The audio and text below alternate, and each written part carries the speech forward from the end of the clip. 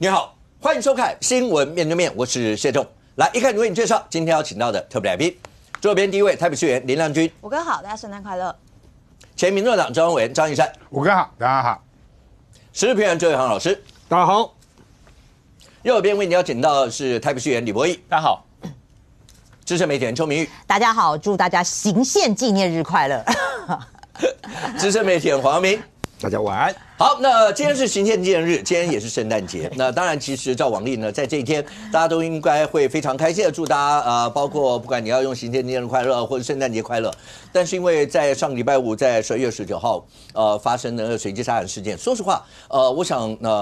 很多的国人在心里面都蒙上那一层的阴影。当然，各地方政府全部都拉高了所有的防卫的一些强度，因为在传统上面，包括圣诞节、包括跨年都是大节日。那但除了这个以外，因为今天这个日子，今天是12月19号发生的事情呢，所有的受害者的头七的日子。那在北街、在北车那地方，你也可以看得到，有一个包括悼念英雄的一面墙。那对于家长来讲的话，有很多人在上面留言，包括写说英雄挡住了刀跟火，很多这样的一类悼念的词。当然，在那个里头，大家也有注意到一件事情，那是不是张文的哥哥？那也有留下一封信，当然给于妈妈，那谢谢于妈的大爱啦，很多的这一类。而这整件事情一路爬出到了现在，大家的目的是希望以后不要再发生这样的事情，或是中间过程在制度上面是不是有任何一点可以再避免未来那还会有类似的事情的话，可以最起码降低所有的伤害，类似像这样一件情形。好，那这整件事情一路到了现在，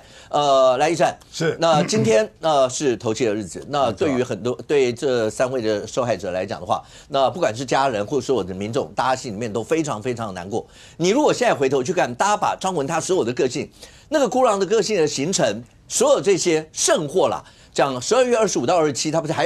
还有要订一个旅馆？对，现在大家一直在讲，是因为钱的问题，还是其他一些问题让他提早发动？对，除了钱的问题，最重要的，大家都知道，今天下雨刚才来的时候还下雨，所以雨天啊。因为雨天的关系，他认为说12月24号、25号是会有雨的，所以他是计划里面本来是要24号在圣诞夜犯案的。看到因为有雨天，所以他提早1个礼拜，在19号，也就是礼拜五人最多的时候，他必须去做提前的犯案，因为雨天的话人就会相对来讲会比较少，所以他是要大家看到他整个的犯罪的这个相关的过程的。所以当然张文在追捕逃亡的过程坠楼身亡嘛，所以他的相关的犯罪动机跟犯罪的心理到底是什么，就必须透过所谓的犯罪动机、日常生活的足迹或者是犯罪心理上面的侧写来推论他到底为什么要犯这个案子嘛。那其实最主要他就是一个孤狼型的犯罪行为，他没有工作，没有朋友，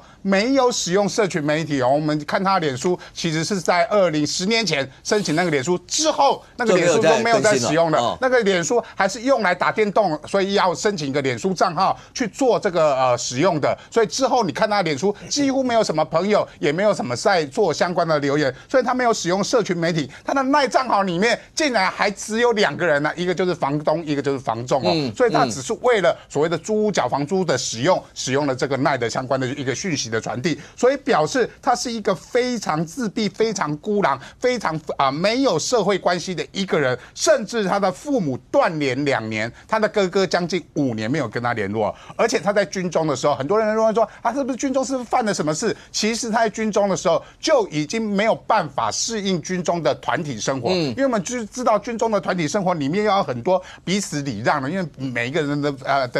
的所谓的身体界限都很模糊嘛，所以如果你非常主张自身的权益的话，就很容易跟同僚或长官之间产生很多的口角。而在他在军中的时候，就是非常捍卫自己的权利，所以他常常跟军中的长官、军中的同袍产生了很多的冲突。所以他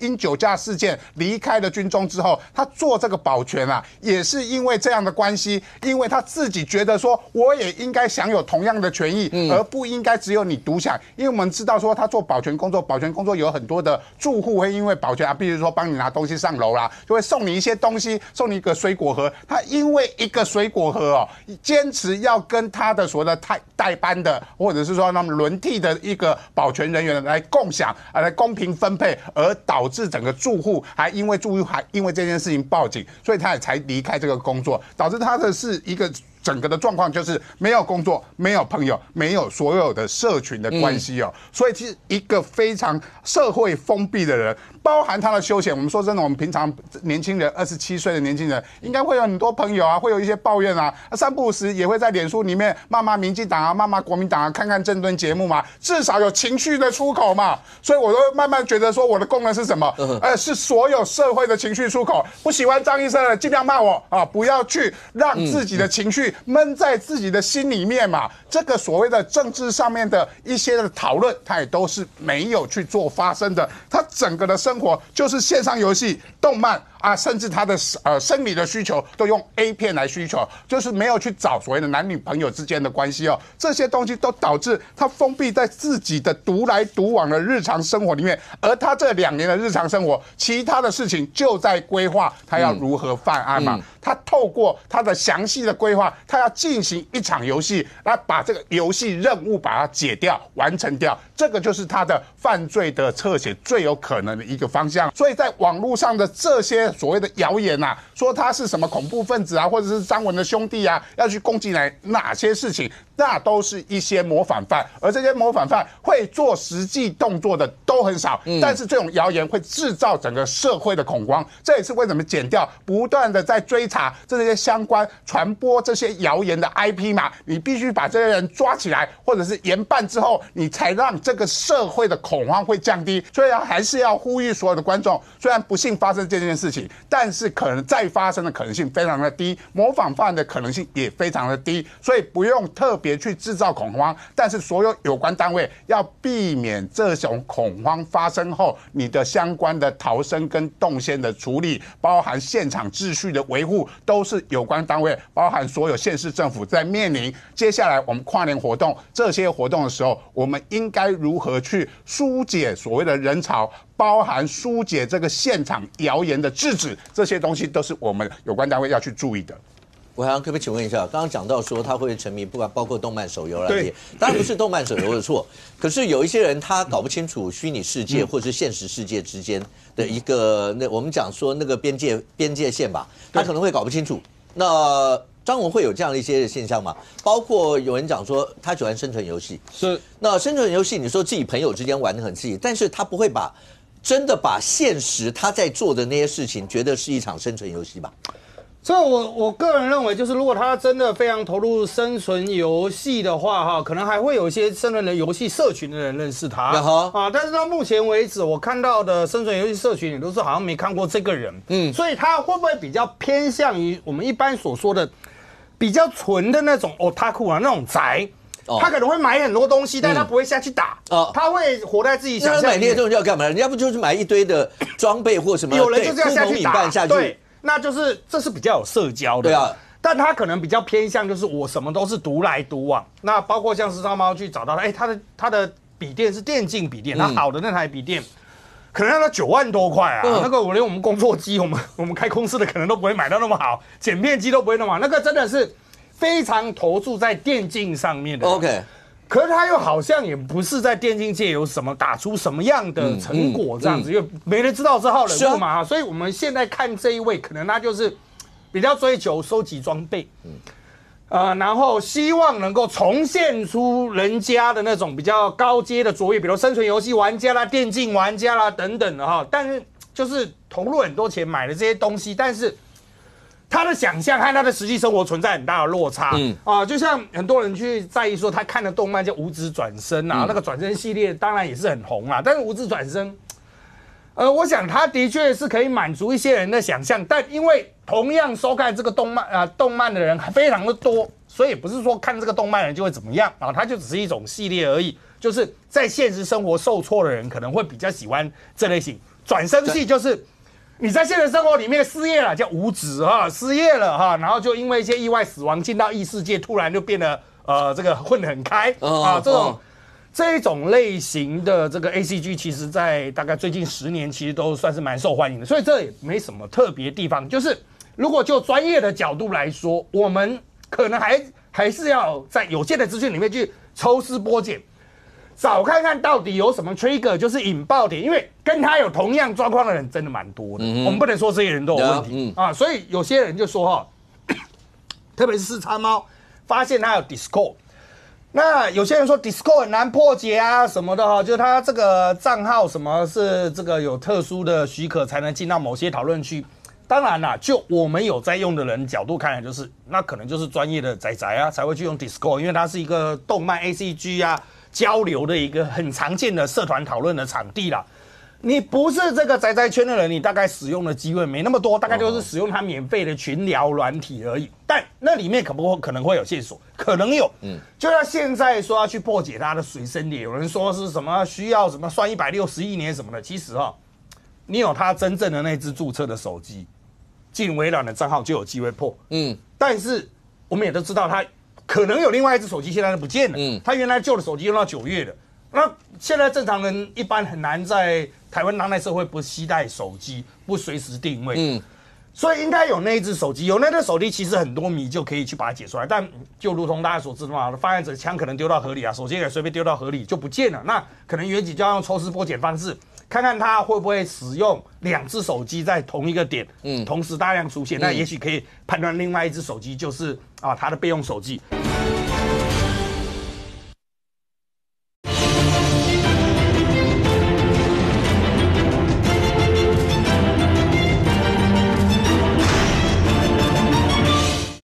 看看他会不会使用2只手机在同一个点，同时大量出现，那也许可以判断另外一只手机就是他的备用手机。但重点还是在于说，包括像刚刚13说的，有些专家认为这个不是反社会人格违常但依我个人对于反社会人格违常有限的认识啦，它也是反社会人格违常之中的一种它可能是在整个成长的过程中，他都一直想要去达到大家交付给他的这些任务，他很努力的要往上爬，但是人生爬到一个点之后，他发现有时候不爬比较快乐，他可能就是在这个服役的过程中吧，可能受到一些挫折，他发现我再也不要去配合大家要求，我要开始过自己的生活。那重点在于说，这一些很宅人也不见得就会去上街砍人，所以重点就是从他离开保全工作之后，人家说他工作态度很差，到真实犯案的这个时间点，他应该有跟某些人接触。这些人不是家人，家人只负责给他钱。就像现在讲说什么存了一个3985很特别，然后今天发现说这个钱他自己存的，因为他跨行提，所以被扣15块。就是实际上很多事情抽丝剥茧都没那么奇怪，但这么普通的一个宅宅为什么会步上成魔之路？这其实才是包括犯罪心理学啦，或者像我们伦理学研究所，我们才比较关键。当然大家都说这是反社会人格违常，但大家都希望解决这个问题吧，因为我们社会里面还可能潜藏了一些这样子的未爆弹，所以我认为后续检警的追查是蛮重要的。那我必须要肯定，因为我看了很多警方的时间轴，他们其实真的已经竭尽全力在办案了所以实际上大家可以静候警方的进一步的调查，特别是如果能够找到第2只手机的话，我相信很多现在的谜应该都可以解开。OK， 当然你说3D 雷射扫描仪啦，或所有这些科学上的用法，那大概全部都上场了。那但是当张贤坠楼下去的那一刻，一定有很多东西让大家更费疑猜，到底未来这个谜要怎么解？那但小玉，我刚刚讲。对于所有的人来讲的话，心里当然有那一层的阴影。当然，你看到那个瑜伽场奋不顾身往前冲的那一刻，虽然他牺牲了，但挡了后面非常多的一些可能出现的悲剧。那北捷 M7 出口有一个临时的悼念墙，我跟你讲，那封信是张贤哥哥写的，因为你看内容。看内容很像，对，但是他也没讲他是，他只说是他有写说是张贤哥哥，他就用这样的一个词。可是他里面也特别提到几个。读书时候的霸凌，当兵时候的霸凌，当然霸凌不代表能够合理化他后来做的事情，可是他写出了这样的一些东西，是意味着什么吗？我们先来讲就是说在这个瑜伽场先生他英勇的挡下了就是说最主要很多人就说要不是他推挤他的话，有可能他的这个什么汽油弹会爆啦，什么会造成更大的伤亡所以你看现在这个 M7 这几天就开始有这个悼念他啦包括这个北捷这边也设了一个墙嘛，它上面写说在一片烟雾当中呢，是于先生站了出来为我们挡下了伤害。那我们将他的守护呢在车站的转角化为纯白那在熙来攘往的这个通道上面呢，就希望说有这样子一个墙啊。如果你有想写的话可以扫这个 QR code 哦，那把他的这个缅怀啊，可以跟他说一声谢谢，或者你想讲的话都可以透过这个 QR code 来表达。那当然啦，也有一些人哦，就是有贴了很多的纸条啊。那今天当然就是说北捷这边设计了一个 corner， 让大家可以去的来缅怀或悼念他，甚至是感谢他。那不可否认哦，就是说今天呢，因为是放假日嘛，所以人群超多的哦，甚至就是说还有人特地从南北上，从南部北上来，还有这个香港来的旅客，也去悼念他。他认为说，哇，身为这样的路人，可以这个见义勇为哦，他就觉得说非常的感动，所以特地还特地来看他哈。那但是这边呢，北捷有特别强调，就是说，这边虽然给大家缅怀，但是有一些物品啊，包括饮料、食物，还有一些饰品，就是比较难以去处理的这些东西哦，尽量都不要带哦。那当然，如果这个花腐坏的话，他们也会定期的去把他们这个收整一下了哈。这个是北捷今天这个特别纪念瑜伽场的部分。那回过头来在这么多的这个悼念的不管是感谢的纸条或是信件当中呢，出现了这一封就是刚刚武哥在讲的这个他的署名啊这个因为字有点小，他署名写张贤哥、张贤兄长、张贤兄长啊。那到底是不是张文的哥哥，这我们无从而得知哈。但是他写的这个内容啊来跟大家分享一下啦哈。他写说他的这个 title 上面是写说给英雄瑜伽场跟于妈妈那他开宗明义就写到说，或许我知道消失在社会上的目光啊，对他来讲是一个最好的选择但是呢，他也知道说他的立场没有资格在这边帮他献花了但是因为他在新闻上面看到于妈妈对于张贤家的伤害给予最大的爱跟包容，所以即便他在南台湾，他认为说他也一定要北上，把这些花跟言语来交给这个瑜伽人。那他也讲了他说这么多天来，他也天天的都在关注社会的舆论思考大家对于这件事的看法。那他也说有些人选在加害者父母应该同罪的立场，但也有人认为说呢小孩已经成年了，父母也无能为力的立场，不管是哪一种立场，他会给予尊重。那他写这么多，可是我认为啦他有一句话今天也变成大家的一个焦点就他讲到说，家家有本难念的经除了家庭教育之外，踏出了家门还要面对这种险恶的社会，包括求学时期的这个霸凌，军旅生活的霸凌他说或许是生活中的种种不幸，有些人把这些负面情绪作为养分，然后就做这样子不好的事情。然后最后他还是说，他认为他的这些言语，有些人会觉得他是作秀演戏，但或想要祈求原谅的一个脱罪之词不过他最后想要讲的一句话是说，谢谢瑜伽把这个英雄瑜伽场先生带来世上那也再次感谢于妈妈的大爱跟包容好，那我大概把他整篇大概讲的差不多，可是我认为他写的这篇500多个字564个字，我觉得整篇当然写的蛮动容的，可是我觉得败笔就是这两个，就是你怎么会去写说这个军中霸凌或是求学时候的霸凌？第一个，你已经跟你弟弟断联5年了那你写的这样子的词，当然很多标题就写说他弟弟这样子成魔的过程是不是因为军中霸凌、求学霸凌？那你是不是相对的，你把责任又推给了军中，又推给了这些学校？你是不是想把责任又要推？那再来就是说，你已经跟你弟弟没有联络5年，就算你的爸妈也跟这个小孩也断联了2年，那你怎么能够随意揣测说你弟弟成魔的过程就是因为遭到军中或是遭到求学的霸凌？那事实上很多人我觉得又来了，就我们看到很多社会事件大家都觉得说千错万错其实都应该是家庭教育或者是父母自己的部分，你没有去讲说是不是你爸爸过度的望子成龙，或是你妈妈过度的溺爱包容，甚至不用讲刚刚讲那个82万嘛，他妈妈不是总共会给他82万，82万你知道你的小孩这2年他拿钱去买武器吗？变成这个杀人的这个工具吗？那甚至就说你的小孩在短这么多时间把82万甚至大笔的45万、10万就这样花光了，然后你虽然就说你定期会给他，可是你也会去看他的那个户头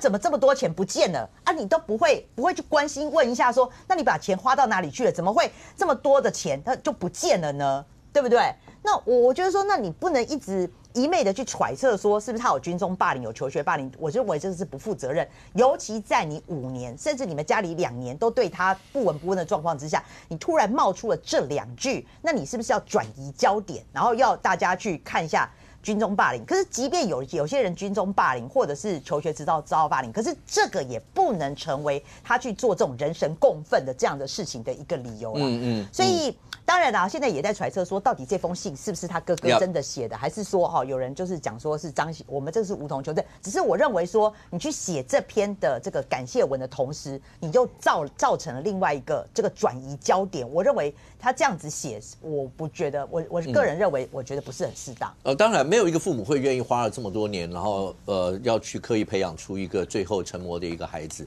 对于张贤的父母来讲，当下跪的那一刻，其实有很多人在讲说，对孩子这么大了，竟然还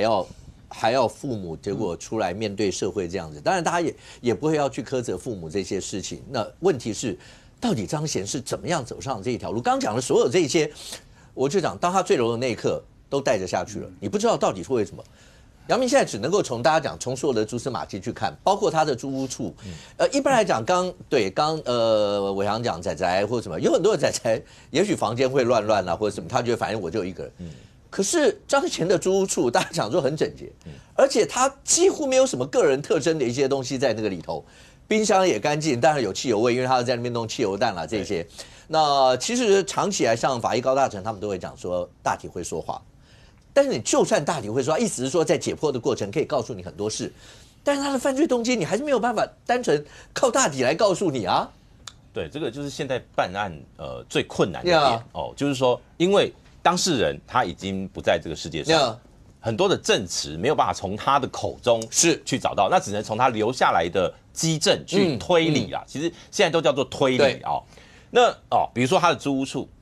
其实我觉得可以从一个点，就是说，因为他过去，比如说不管是餐饮这个所谓的学历到云林去求学，再到军旅，对，他长期其实是离家的。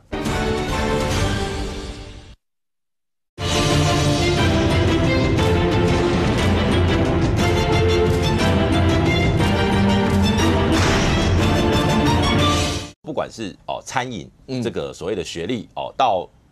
云林去求学，再到军旅，对，他长期其实是离家的，对，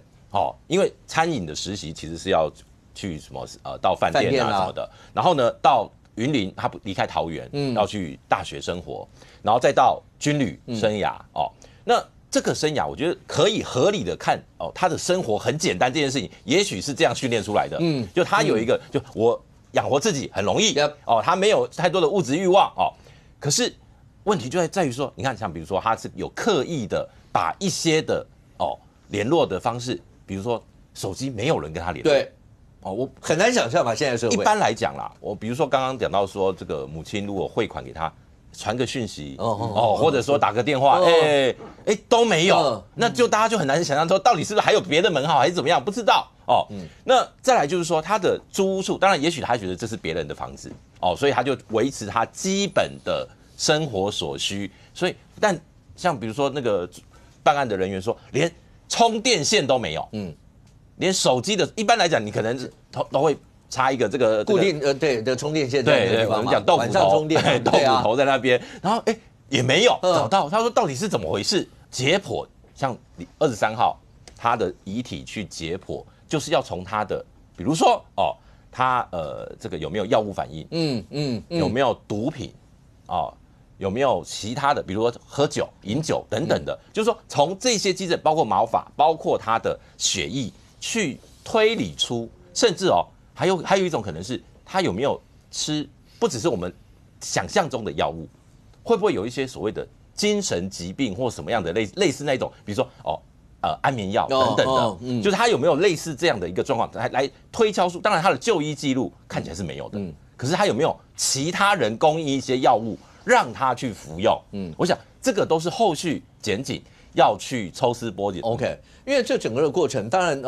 像法医的高大成长期来就在讲说坠楼，一般讲坠楼跟跳楼，因为有抛物线的问题，所以你大概可以知道，那如果要是离那个墙边的距离，大概某种程度也是参考值之一。因为如果是跳，会有一个抛物线，坠大概就比在直线。当然，这也只能间接去推论一些。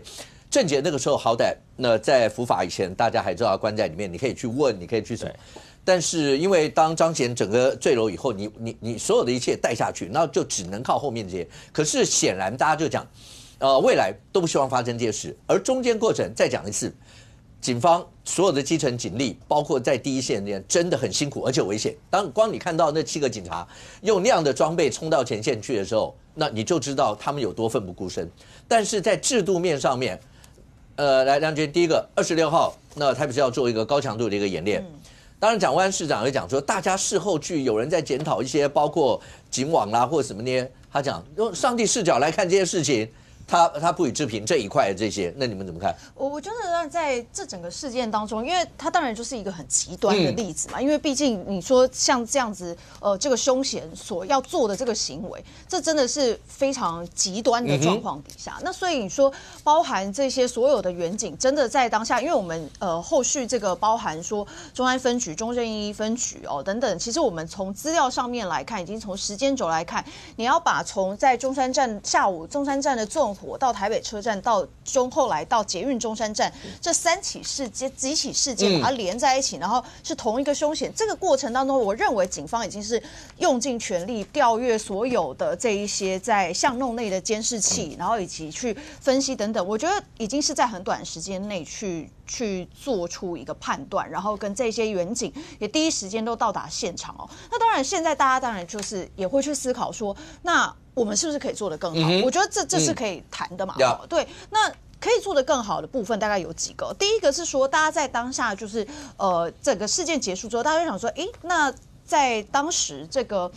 于家场先生奋不顾身来去阻挡这一名凶嫌的时候，在当下周边我们应该是有捷运警察，那捷运警察人在哪里呢？那事实后来看了，就是刚好那个时候是一个空班，5到6点吧。对，5到6点刚好是一个空班。那所以会不会是真的这一名凶嫌他曾经去场勘过非常多次，然后发现那个时段就是空班，在那个地方恐怕就是一个破口，然后他发现了综合状况之后，才会选择那个地点去做那样子的行为。所以我觉得像这样子的一个状况，为了避免说接下来未来会不会有其他人也用类似的这样子的一个破口，然后去制造更多的混乱，那我觉得这个是可以检讨的啊。你时不时换这些班次的时间嘛，不让它变得固定，让大家可以掌握。所以我觉得这个是可以调整的，可以检讨的。那再来就是说，后来我们去调监视器，那大家就发现说，为什么北捷有一些这个监视器看起来磁区是有故障？那当然，因为北捷下面有非常多的监视器，然后后来有发现有其中几台监视器是没有办法有记录的，磁区是坏掉的，对，就不能回溯。那监视系统最重要的事情就是要回溯嘛，要不然它就是一个当下的直播啊，就是你行车记录器开着，然后它都没有录起来，那怎么行？所以这当然就是说，那我们也就问说，那请问磁区故障的时候有没有警示？是没有警示的，那我觉得这也很严重嘛，就是说你没有警示，那所以你现在去调的时候，那你发现说哇这个地方故障了那虽然我们还有其他支监视器，可是每一支监视器所拍摄的角度不一样，会不会很有可能就未来某一天真的有那个死角，然后真的那个磁区又故障了？因为你没有觉得吗？有很多时候都是这样，你怕什么来什么。对，就你觉得不要，就是那只，没错，那只故障，我也不懂，有很多时候不都是这个样子吗？对，所以我觉得这个当然就可以去检讨。所以北捷当然他们现在是用人工去看这个磁区的状况，然后未来我们也已经要求他说，如果磁区故障，厂商应该要能够让整个这个系统上面可以跳出一个警示，让我们可以尽快去修复。亮君，你刚刚讲这个，这后来是这几天大家在讨论的，我们是科技大国，是啊，但是我们基本上。我们所想象的一切，原来都是电影里面才会发生的。电影里面不都是人家在找的时候，那好多个荧幕，然后这时候每一个荧幕里面会有在人脸上面出现那个小框框，这是个辨识是这个人，然后接下来再下一个框框，是这个人，他已经到这里，没有，原来我们是就人在那边看，然后还有几台不能回溯，然后就看，这个人到底在哪里？那它到底在哪里？我们是这样找吗？是，确实就是这样找，所以我们都被电影骗。我们现在行控中心可以去看那个监视器，那监视器目前就是可以判读就是火警。火灾如果有火光，对，那就是因为它在画面上面，它就是异常的亮光嘛，所以它就可以判别异常的状况。可是我觉得接下来其实之前大家都一直在提醒过，我们应该要用更多科技的方式，不要用工人智慧，对不对？那我们要用人工智慧去处理这个事情，就是说异常现象的判读。譬如说你在整个因为人流，你捷运车站里面人流，大家从车站然后走到出口，那是固定的人流，那所以如果说我们是因为大家也会担心说啊，你这个人脸辨识什么会有各自的问题的。我觉得可以用的一个方式是异常状况的判断。刚刚讲说火光是一个现在可以判断了，另外一个是人流，它顺下，譬如说我就是从 A 到 B， 这个是大家平常进站跟出站的路线。但如果现场有骚动的话，是不是人会乱窜？那你人流会出现状况。所以当人流出现异常的时候，那是不是可以透过 AI 的方式，然后去做判读，然后警示，然后提醒该区的捷警或者是相关的站务人员赶快去现场看看是什么样的状况。所以我觉得这都是可以去检讨的。那在刚刚就是有讲到说，那蒋万市长现在讲说，那大家不要事发了之后都用上帝视角啊，然后来去检讨啊。我觉得是这样，就是说安全也没有所谓什么上帝视角的问题。你看我刚刚所谈论的这一些问题跟缺口，事实上是可以被解决，而且大家也觉得居然是这样，我们现在居然是这样运行，所以我觉得制度上的破口跟补破网是可以讨论的。那我觉得不要用这些就是后见之明，或是去批评大家点出问题的人来去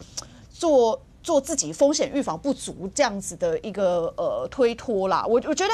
整个政府或者是我们的不管是警消也好，还有我们很多的这个大众运输的站务系统也好，预判风险是很重要的事。我们怎么样透过我刚刚所讲的这一些，在未来可以不要再发生？那现在所出现的这些状况，有没有可能再赶快的去做检讨跟排除？我觉得在这个事情下来，你可以看到从事发到现在，我们也都知道警方尽了全力，我们也都知道这是极端状况，大家在想的是说要怎么样可以做得更好。现行就是有制度的缺口，就是该处理。那刚刚有讲到说捷运警察空班的部分那捷运警察也确实在人力的缺口上面也确实有一点不足的状况。那我也看到这个捷运警察的队长也有提到说，其实包含这一些排班啊，然后要去管这总共是100多个站体那其实是非常不容易的，每天通勤是上百万人，所以要怎么样真的不要用工人智慧，我们用人工智慧去做这些风险的预判，然后来辅助我们所有在这些大众运输里面的这些安全系统。因为你看说，大家现在也在检讨说，那捷运警察，然后铁路警察跟我们辖区的严警，他们之间的无线电横向沟通有没有问题？对。那这也是一个，因为除了台北车站以外，我们还有很多其他三铁共构的这些车站。那这些车站会不会也遇到一样的状况？所以这当然也涉及到中央，因为有铁路警察。所以我觉得中央跟地方就这一次的事件，大家真的要好好的来加强我们的社会安全网。OK， 我以这整个事后再看这些，其实没有什么政党的问题，对，也没有什么颜色的问题，因为为的是所有人全民大家的安全。没错。你自己角度看，大家这几天所检讨所有这些里面，有没有哪个地方螺丝真的松？我觉得这次北捷这个悲剧检讨的地方很多，我真的需要检讨。你说像北捷的回应说什么监视器没坏，对啊，其实无法回溯，对啊，我差点傻眼了。对，这个词可不可以解释？这到底什么意思？对，他说监视器可以看，只是不能回放而已。他真的就是照字面，他真的照字面解释，对，就像是它的功能就是不完全，不是？对，就很像我汽车没坏，但是我没轮子而已。那到底这我有没有坏没坏？那个行车记录器有在拍，但是没有记录，对，所以我说这种讲法，我老实讲，我相信正常人听了都觉得很奇怪嘛。那如果他不能够回放，那我到底录他干嘛？我也不可能现场随时盯着他看嘛。所以这当然要去处理我个人觉得，这么长的时间之内，北捷的螺丝是否有松了？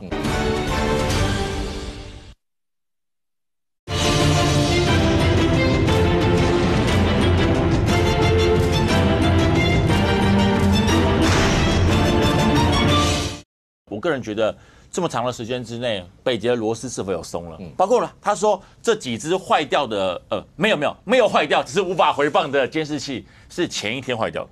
还有人这样，对我也觉得这么巧。那我有去跟相关单位问一下，请你把报修单跟通报记录想看一下。这东西我真的不允许它是坏掉的，因为如果真的那么小，前一天坏掉来不及修，那我可以接受。但是如果是它坏掉很多天，你到现在才发现有问题的话，那就表示这整个制度跟包括维修的方面是有很大的问题。真的只换了这7只吗？那其他那么多只有没有问题？这要讲清楚啊，不然大家都以为有路，结果真的出事要回放的时候，发现不能回放，那开什么玩笑？那真的不是开玩笑的。所以我觉得北捷要好好来检讨这一次的疏失。那接下来需要大规模的演练，我觉得该演练就演练，本来是应该的事情。再来你说检讨部分是到底在我们检视过程当中，可不可以用更先进的，包括一些 AI 的技术来辅助判定一些危险的器具或什么等等的？我觉得市府现在应该是有提出相关的案子了。那接下来市议会，我觉得如果有案子进来，我们也可以来讨论一下，可不可以用更先进的方式来让我们整个的环境更加安全。最重要的是，我想想第3点就是要检讨，就是人力不足啦。就摆明讲了，捷运警察队的案子，我今年年初的时候上个会期，我刚好就咨询这个问题。为什么会咨询？跟大家报告，因为根据规定哦，当捷运里面发生危险的时候，捷运警察队要在10分钟以内赶到，这是规定。但我查了一下，有超过40%以上的案件，捷运警察要超过10分钟以上才能来。我觉得哇，这个很夸张，很严重啊。一调出来，原因是为什么？很简单，捷运警察目前的编制有234人，感觉不少，但是他们要管的站体有117站，也就是大家还是要放假要排班嘛，所以在尖峰时段能够同时上线的警力数是42人，尖峰时段才42人啊，对，尖峰他只能有这么多人，离峰时段只有32人。所以大家都要排班，这个时候有班，下个时候可能没班，再过下一条才有班，中间没有班的时候怎么办？保全替补，保全上，保全来协助大家。那老实讲有没有风险？我觉得风险很高啊。所以常常会发生一个情况，就是当捷运里面发生事情的时候，辖区员警到的比捷运警察还快，因为他直接可以下来就到了。捷运警察要从别的地方一直赶捷运赶过来。而这个问题，老实讲，大家现在事后发生都说，不管中央跟地方都说建警率要提升。但是台北市的警察，不管哪一个政党都一样，要求中央拜托可不可以多派一点员警给我们，不给。然后因为编制员额的问题，那编制员额也补不足，为什么？因为大家不想在台北市当警察。不止警察，消防员，包括很多护理师都一样。因为讲难听点，台北市真的事情比较多，然后很多民意代表也很啰里吧嗦。对，所以在很多情况之下，很多的公务员，包括警察，他们都宁可去调到其他的县市。而在这种情况之下，我们市府一直跟中央要求，市议会也要求，能否有所谓的首都加给，让我们的同仁能够有更好的一些福利，让他们愿意安心的待下来。但是中央一直不给，一直不给。他的理由就是6都要一样，要平行，不能够特别优待我们台北市，其他县市怎么办？但事实情况真的就不一样，台北市的勤务啊各方面真的都或多或少会比其他县市更加的重跟繁杂。但是在所有福利相等的情况之下，而且生活的压力又更大的情况之下，到现在捷运警察队摆明讲了，人数第一个不太够，再第二个年龄有点偏长的趋势。对，警察队长都直接讲了，因为年轻人都不会在这边待，那真的发生事情的时候，怎么办？就真的是怎么办？所以我说，建警率、人力实际上会是这一次发生问题最大的根本，而我相信也不是台北市，其实各县市应该也都有同样的问题。你说捷运他们的警察够不够？包括在开大型活动的时候，现场的维安警力够不够？说实话，我相信都是不太足够的。OK， 现在台北的捷运发生这个事情了，这几天之内没有错，我们也跟中央借调，包括都来看，警力非常多，但能多多久？多1个礼拜、2个礼拜还是1个月？之后呢，人力还是不足啊，你还是得调回其他各县市做他们应该要有的职务跟勤务嘛。所以我觉得真的最根本的问题是，大家的安全意识要有，但是相对应的人力跟他们的福利，你必须真的要到位，你才能够留住人才了。以往很多年以前那个时候我们接到的人事请托案，都是拜托议员看他可不可以来台北市述职啊，他觉得这个未来升官比较容易啊，等等的。现在最近我们接到人事请托案，我相信亮君可能也一样。他是请我拜托跟他长官讲，放他走啊，他想走啊，他不想再待这里，但是长官不让他走，因为没有人呐，他没有办法放他走。这情况不只是我刚讲的警消啊、护理师，其实台北市各个部门状况都非常的糟，你说公务部门啊、警卫部门这种状况都很严重，所以我真的建请中央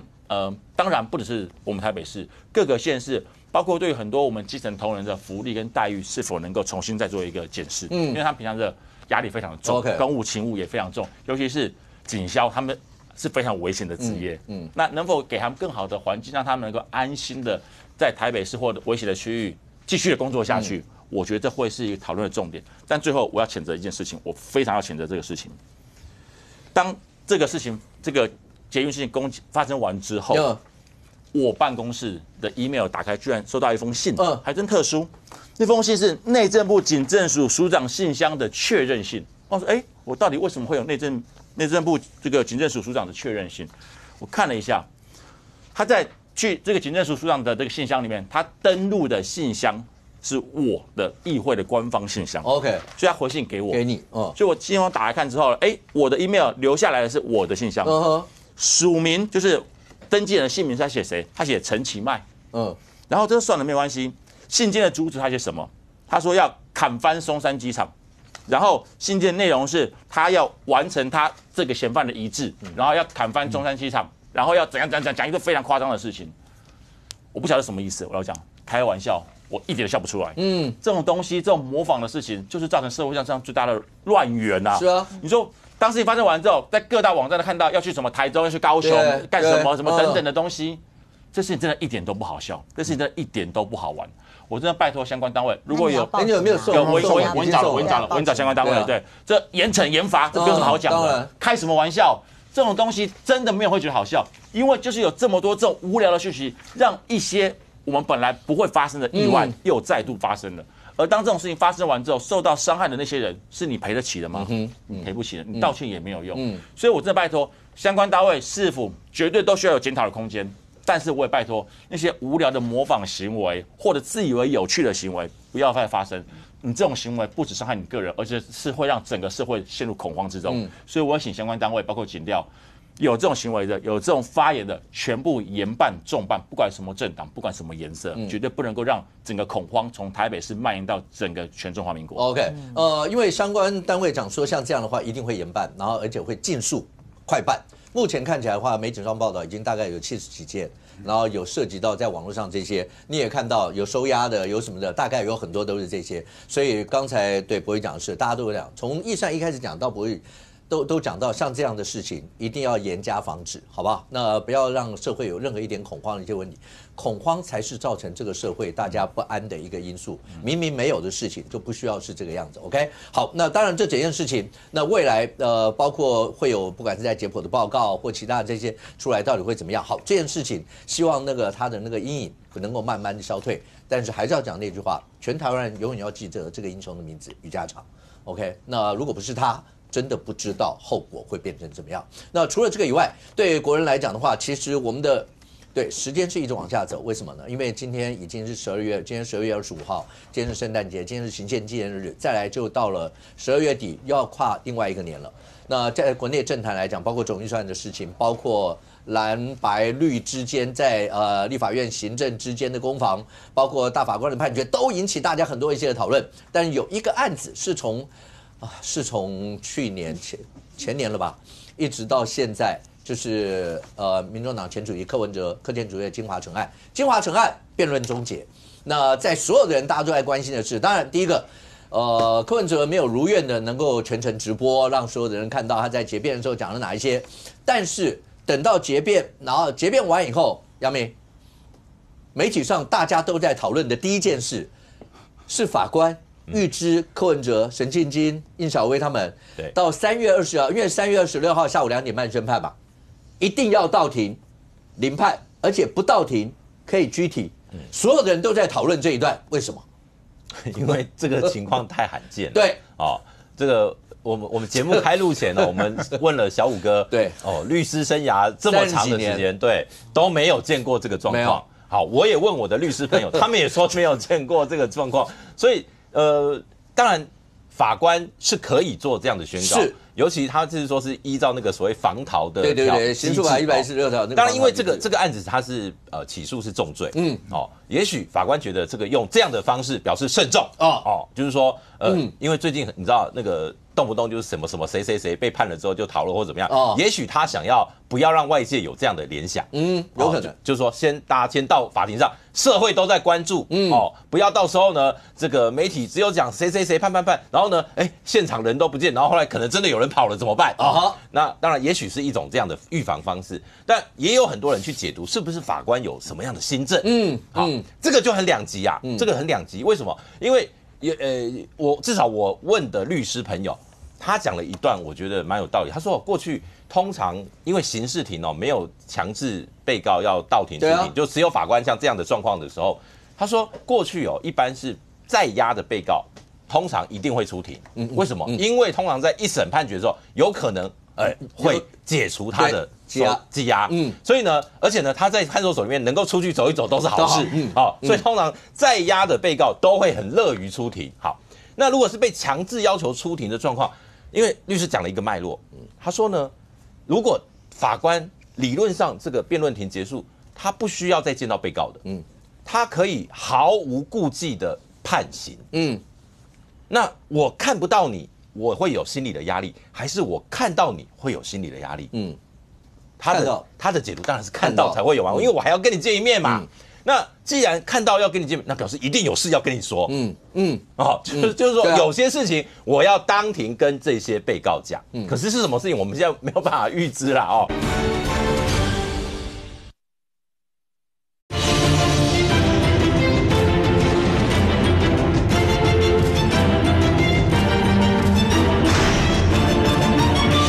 如果法官理论上这个辩论庭结束，他不需要再见到被告的，他可以毫无顾忌的判刑，那我看不到你，我会有心理的压力，还是我看到你会有心理的压力？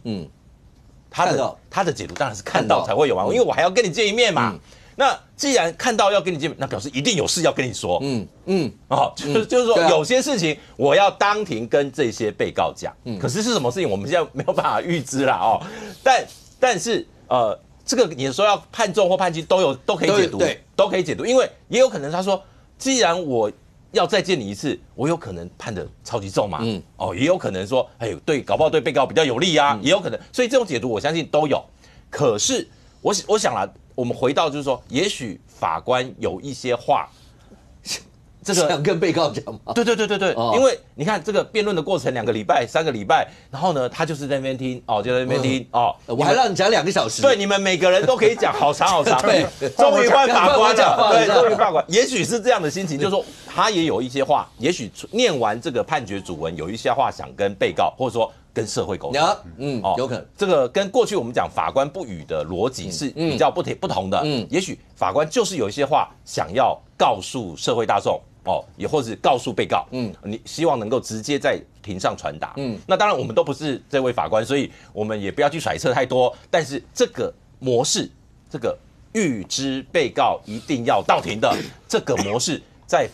至少我们中华民国的刑事法界是很罕见的。对，刚才杨明讲那个法官不语的这块，法官不有在节目里面讲过，通常法官就是我的话都在判决里面了，接受社会公平。但是不要忘了。我觉得没有违反法官不语的是，如果开庭那天还是在整个庭里头，对，我还是可以讲话。判决出去，包括庭开完，脱离我以后，法官不语我就不讲了。可是最后宣判那天还是在我的庭，我还是可以说话吧？对，但我补充一下，因为过去曾经陈佩琪医师他曾经质疑过一件事情，就是呢，他去这个打官司，然后呢，他说判决下来，我怎么还没拿到判决书？就是说。也许这位法官他有很认真做所有有关柯文哲过去这些案件的这个功课。他觉得我不然这样，因为你们可能没有办法第一时间拿到判决书，那我要好好的告诉你们判决理由。也许是这样的思维不一样。当然有很多的这些传说，所以你就知道柯文哲、柯建哲这个案子引起社会多大一些瞩目。当然，国内第3大在野党，那立法院蓝白合起来是多数，那对国内政坛来讲的话，话最跟当一定是这个样子。而现在看起来的话，这个案子的判决又会影响到，动辄影响到包括柯前主席未来一些的动态，有没有会影响到2028或是蓝白这说都是在这个里头。一善是那，但你可以看到检方的态度也非常的明显，因为检方直接起诉的时候，那时候求刑28年半，对，到了辩论完以后，那检方论告到最后的时候，检方还直接把柯文哲的一些饭后态度什么的全部讲完以后，还是要求法院重判28年半。没有增加就不错了啦。好，因为你一定饭后态度良好，在审判的过程中非常的配合啊，在审讯的过程中非常的配合嘛。我们可以看到柯文哲是完全不配合啊，所以你说从28年半会不会在这个过程里面往下减是很难的，所以他还是维持这个28年半嘛。另外我要讲的说北院呢，这个刚才讲到的这个说要当庭聆讯，是不是为了防逃这件事？我跟大家报告一件好消息，就是柯文哲北院已经裁准他解除限制住居。如果要防逃，应该是这阵子应该是最容易逃的时候嘛，因为三个月就要审判下来嘛，所以他已经解除他的限制住居，也就是说北院也不认为你柯文哲会逃。他会说，因为他想要陪他妈妈嘛。是，所以他也不认为你会逃嘛，因为解除限制住居，你就不用被监视嘛。没有，他电子脚镣还在。对啊，电子脚镣还在。OK，他只是在这个地方，他只是不需要限制住居。OK 所以他也不怕你逃了。说真的，包含你电子脚镣都还照，所以有没有防逃的意义？我觉得不是，比较有可能是因为这是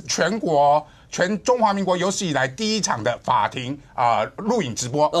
所谓的录影直播嘛，所以未来这个5天后判决后5天会有这个相关的影像会出去嘛，所以法官要不要做社会沟通？你们的被告要做社会沟通，检察官要做社会沟通，你们都讲了2个小时了，我法官也要社会沟通啊！不是，你们是一个人就讲了2个小时，是你们这么多人讲了多少个小时啊？我法官我判决出来，如果被剪辑，如果我没有做社会沟通，未来被剪辑的时候，那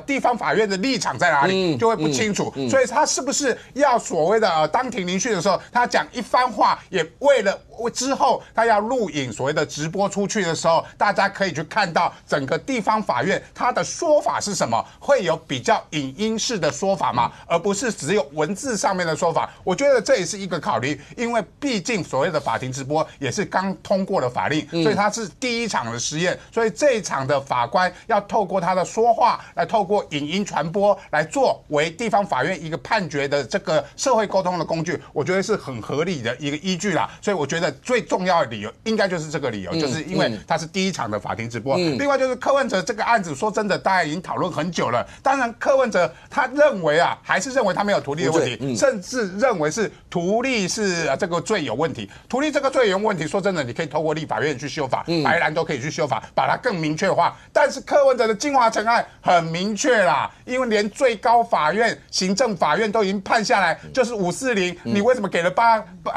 就是560，为什么你给了840？这个所谓的4年中，你对于金华城这个过程里面，为什么增加了这个理由，是不是涉及图利是非常清楚的，这个部分非常清楚，最后还是要法官判决啦。但是这个过程是很清楚的，他就是给了金华城多出来一个容积率，而这个容积率是在最高行政法院判下来560之后，你还多给人家嘛？所以你中间有没有违法的情事？最后法官会做完全的新政。另外一块就是所谓的公益侵占或者贪污的部分。柯文哲这个所谓的视法律于无物啦，他一直认为说捐给民众党就是捐给我的钱，这件事情连法官都没办法接受，因为我们都知道捐给政党，甚至是捐给柯文哲选举的，都不是柯文哲的钱，他们是必须按照你募款的目的去做相关的执行嘛，所以这一块柯文哲要逃脱的可能性也很低，所以这个整个3个月后，他相关的判决出来，这也是为什么检察官还是依照28年6个月去做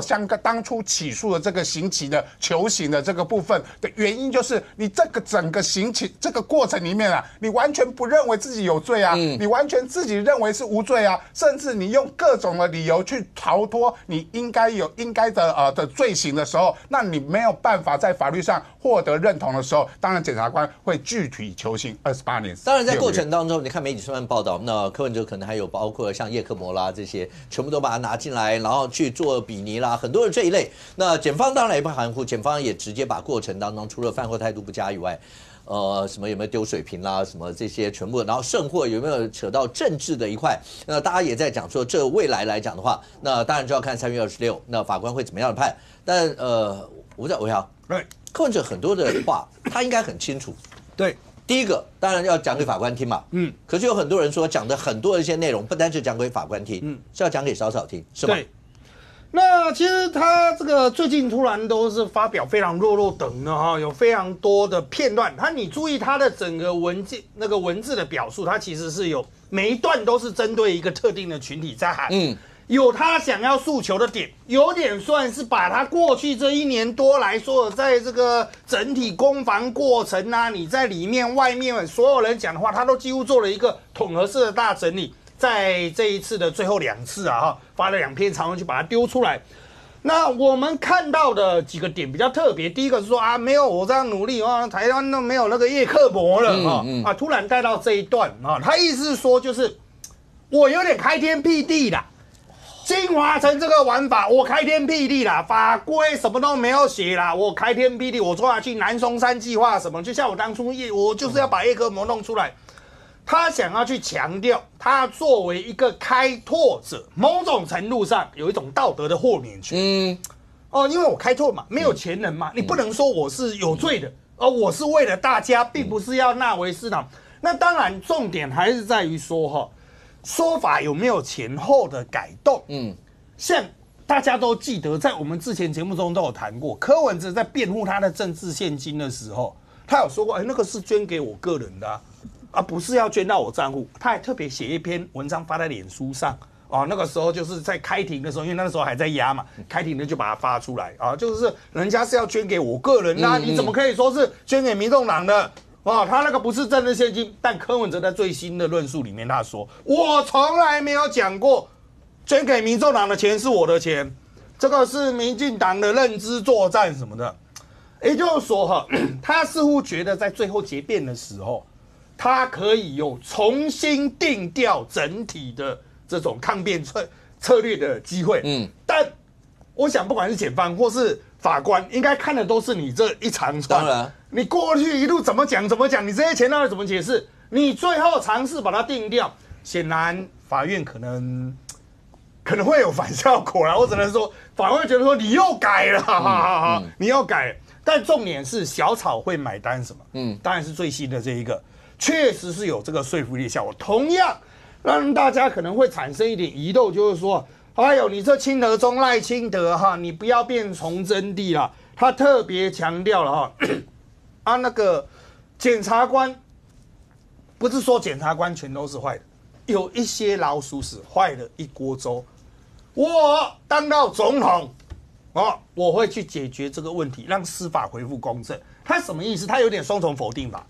你赖清德要不要去管一管这些检察官？要不要去管一管这些泄露这个资讯的，包括地检署啦泄露出去的人？所以赖清德到底是有管还是没管？该管或不该管，该介入或不该介入，因为他传达出来说，我柯文哲当总统，我就会去介入。所以他又在这一个所谓政治的方面，他又稍微有点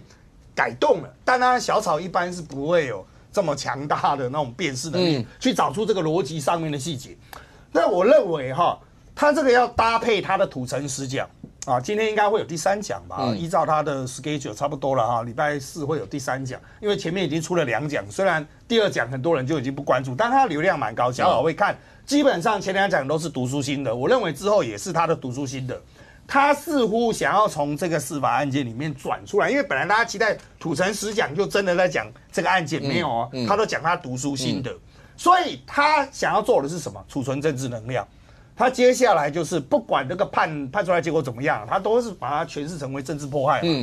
就从检察官迫害他，顶多就是升等到法院，地院也在迫害我。但重点是，他还想要发挥他持续影响力，所以他的土城10讲会拖那么久，应该是可以一路延伸到照那个级别来算，可以延伸到判决前。我觉得到判决之前他可能会在政治上有更多的表态。他某种程度想要去转移小草注意力，就是你们不要再看金华城案，那个全部都是假，判出来也都没有意义我死了会复活，就有点像耶稣的感觉，我死了会复活。那重点就是第一，还会有多少小抄买单？现在网络上有一波刻意被带起来，也不见得是绿营认知作战了，刻意被带起来叫脱北潮。很多人陆续发表，他说我是怎么脱离阿北的这个信仰的，脱北潮。那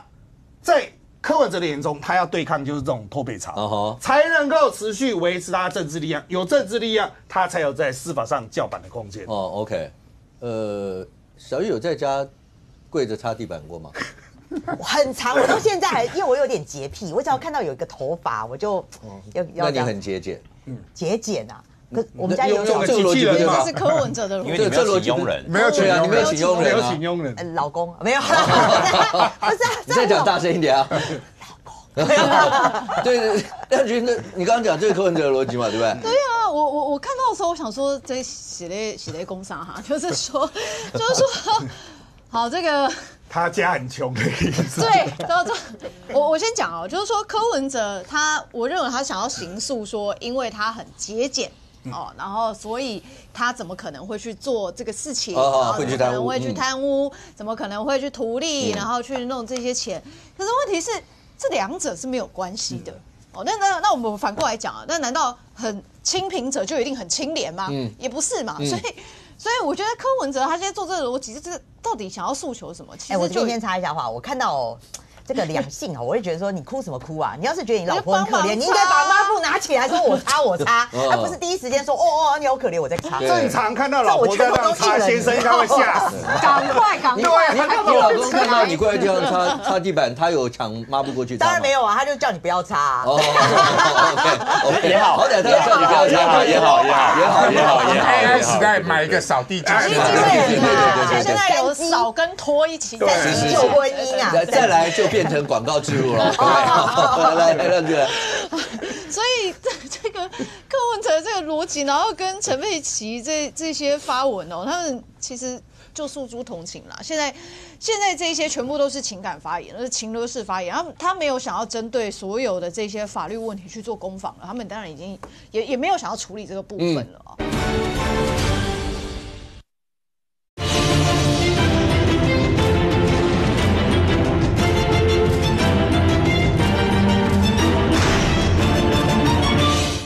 他就叫你不要擦。也好，好歹他叫你不要擦，也好。AI 时代买一个扫地机器人，现在有扫跟拖一起在救婚姻啊，再来就变成广告植入了。来，让这个。所以这个柯文哲这个逻辑，然后跟陈佩琪这些发文他们其实就诉诸同情啦。现在这些全部都是情感发言，是情勒式发言。他没有想要针对所有的这些法律问题去做攻防了，他们当然已经也没有想要处理这个部分了。那所以我觉得刚刚这个小周老师讲的没有错，我也认为柯文哲现在在蓄积他的政治能量，就是说因为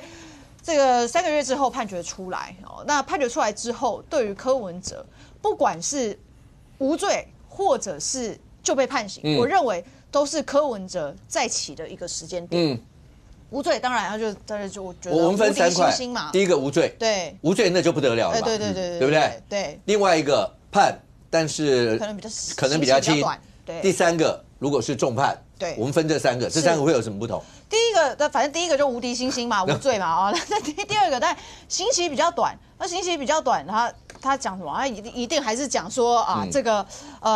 司法迫害啦。那刑期比较重什么？赖清德强力介入司法，就是想要打压民众党，就是想要打压阿北就独裁什么，一定是这样就是这个刑期的长短，就是其实他就只是骂得更重、更难听这样的差别啦这其实没有什么太大的这个意外那所以这个时间点，大家不要忘记，柯文哲昨天还讲一个什么？他还讲说，这个他自己在里面讲，他讲说，这个检调未来也会用一样的方式对付黄国昌，所以柯文哲的意思是什么？柯文哲的意思就是说，他现在开始他要蓄积这个能量。过去当然因为他以前在这个土城，然后都是黄国昌在外面蓄积黄国昌自己的能量。那现在柯文哲面对接下来他的这个案件即将审判了，他除了在这个案件上面要获得他自己的政治能量之外，他也在预告说，如果接下来黄国昌有什么状况，要必须接受司法的调查。甚至万一要被羁押，那这个就一定也是跟过去要欺负柯文哲一模一样的手法，所以他这时候在做什么？在把所有的支持者焦点拉回他自己的身上，因为过去都是黄国昌一人秀嘛，那现在他出来之后，他要把这些支持者的焦点重新拉回到自己身上，所以我觉得柯文哲现在他在司法上面，我觉得他不会再去多说了，他现在做的全部都是情感的诉求，跟这种我们当然对我来讲，我觉得这是情绪勒索啦，因为到底有没有犯罪的事实？我想这个法官跟检察官提出证据，法官就整个事实面跟他讯问证人的结果，他会做出一个判断。所以我觉得重要的还是说，到底这些事情、这些过程当中，柯文哲跟企业主之间的这一些有没有私下的交易，这是大家关注的重点。那你说现在用这些情感的内容去诉诸这个大家的同情，或者是想要试图让小草能够把焦点回到柯文哲身上，我觉得其实很有限。我觉得很有限。OK， 可是来在家拖地的来小玉，请问一下。对柯文哲来讲，你不要讲他在你说羁押了这么久出来到现在，然后这一段期间为了辩论，其实他也鲜少会在那荧光幕前面公开亮相啦，或者什么，除了开始土城级奖啊类似这些。但是你看他的余威，中东锦直接讲赖香伶当副县长，而且摆明了说他欠柯文哲一个人情，直接摆明了讲哦。对，光这个地方这么久了，中东锦当选，如果讲说那时候选战啦，从我一路过来，都已经多久了到现在，然后还是要把 credit 给了柯文哲，所以接下来呢？接下来包括蓝白间有太多的一些，甚会有人讲。会不会黄昌跟柯文哲两个人双北，一个台北一个新北，两个下去，国民党也不得不妥协，很多这样一类的词都在最近坊间大家都在讲啊。我觉得柯文哲跟中东锦要拆开来看啦哈。柯文哲我简单讲啊，其实他现在就是要回过头来变成这个民众党的大母鸡的嘛。你看这几天你包括张启凯，他也找了这个柯文哲，虽然不能来，还拍了1分18秒当做神秘嘉宾。给他力挺了哈。那第二个中东锦，这更不用讲，中东锦直接就讲说他这个是欠柯文哲人情。那第三个，今天包括徐府啦、吴怡轩接受访问的时候，就直接摆明了说，我们这个不用靠你蒋万安，我们有老母鸡，这就是柯文哲了哈。那这个当然柯文哲就，而且他被解除限制住居之后，他看起来更这个官司当然不济了哈，他更可以这个等于说南部爬照了嘛哈。好，那我觉得柯文哲他要这个蓄势待发，变成这个变成民众党唯一的太阳，我觉得这个就不用多说。但我觉得中东锦啊，我觉得今天最有意思的是中东锦。为什么？几个点啊哈。你说中东锦昨天他在讲说哈，因为他要用赖香伶，然后他说是要柯文哲人气，可是我觉得这样讲对赖香伶有点不公平，变成是说我用赖香伶，我不是看中你这个人的能力，阿里瓦赫对吧？我是纯粹要还柯文哲人情，我觉得这个是有点多了啦，有点多了，变得就是说，那今天不管是谁啊，不要说什么阿猫阿狗，那我觉得这样讲对赖香伶当然不好啦哈，这是第一个。但是第二个，反而是黄国昌的表现，他说他很讶异，对，他讲说中东锦怎么这个时间宣布呢？我们不是说好了吗？哈，明年3月啊，要再来公布，因为赖香伶我还要给他重任嘛，哈，包括什么地方的他什么智库的交接啦，然后还有说什么这个什么地方的选举政见啊，都要他，你怎么会这么快？但是看到今天有一个内幕的报道是说，事实上。赖香伶应该是去年应该是今年11月多的时候就谈好了哈，而且什么他的办公室都在装潢了，那所以代表说中东锦他找这个部分，而且黄国昌看起来我觉得他这个部分是就是没有在理黄国昌，而且他昨天也没有讲到黄国昌的部分嘛哈。好，那无论如何了，但我觉得中东锦他其实对柯文哲这是另外一个交代，但是我觉得他的动作其实是在反制国民党。他其实在反制国民党，他超不爽国民党。为什么他超不爽国民党？好，那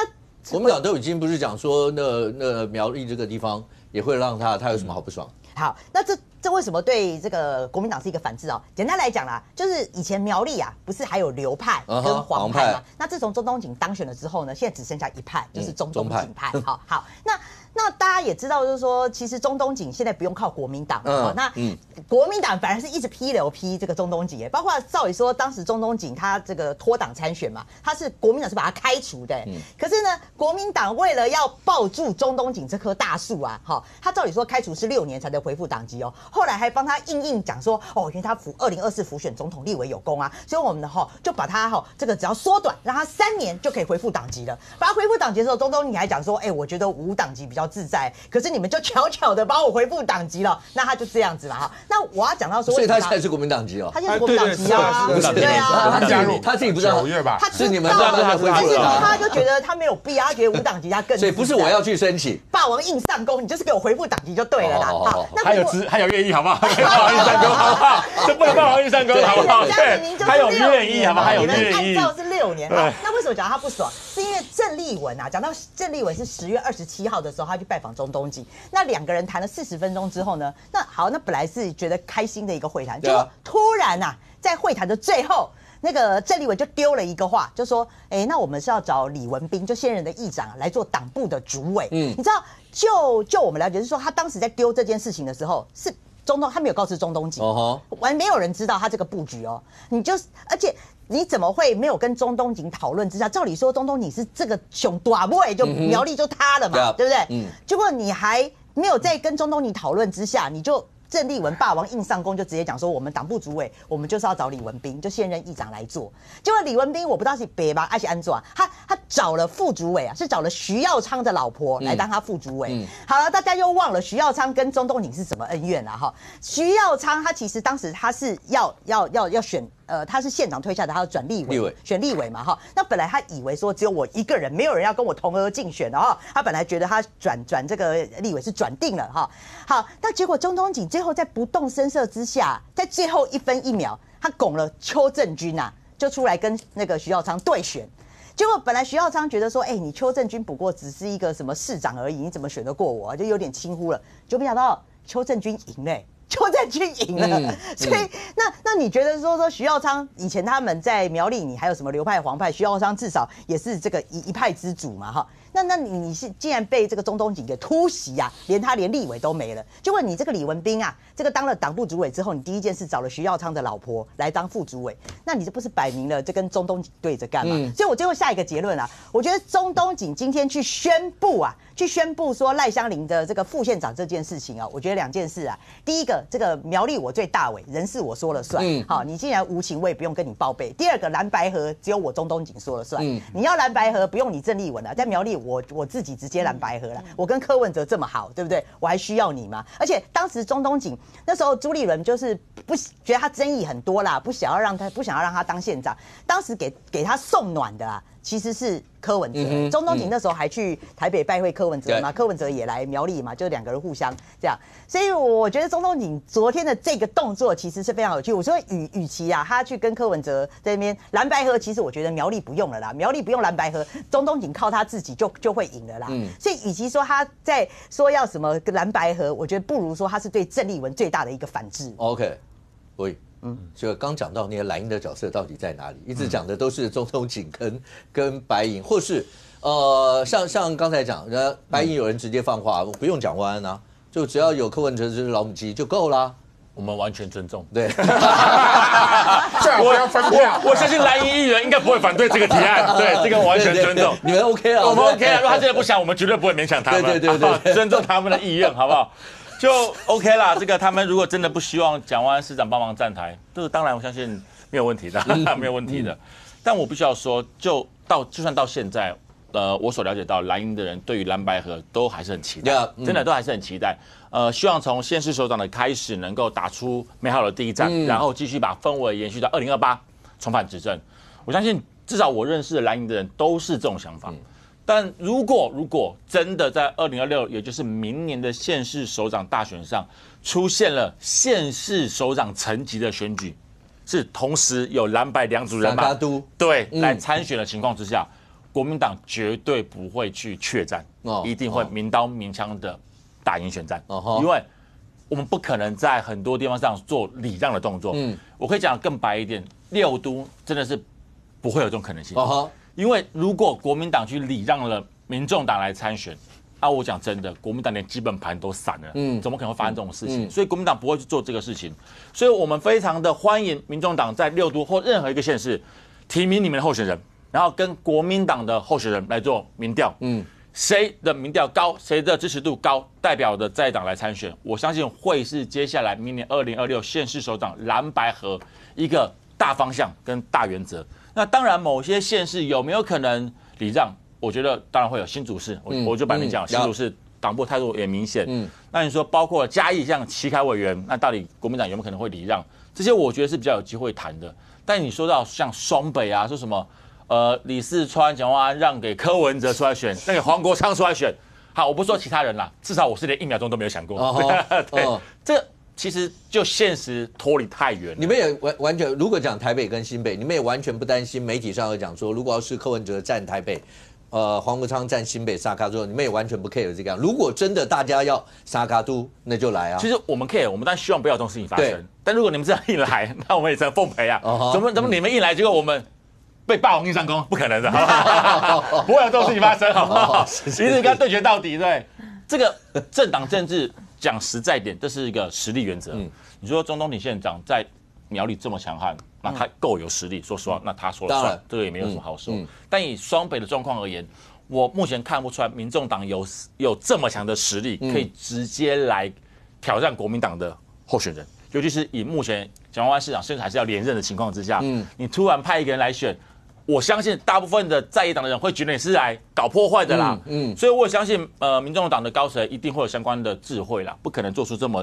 么冲动或者是破坏合作的一种氛围啦。但不管如何，我觉得国民党现在反倒是要快一点啦。民进党很多县市都已经提名了嘛，那民众党也陆续开始有征召一些。那国民党现在是中南部有，你说高雄啊、台南开始了，但是6都里面，尤其是北部，我也是建议尽快的赶快做决定吧，尽快提名出人选，民调做出来，然后让整个政党、整个在野党能够团结起来打2026，我觉得这才是一个上之策啦。因为拖得越久，我老实讲，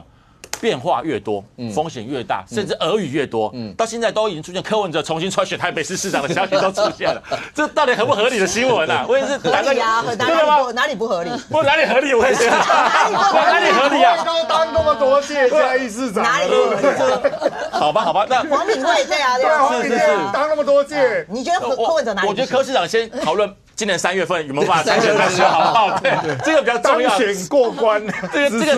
他的案子先度过之后，我们再讨论这个议题啦。因为他现在不晓得有没有资格来参选，还是一个问号。没有，那个2028年可能有疑虑，但是一审判决出来，不管多少年。他县市长都可以参选。好吧，怕了吧？我好怕，对，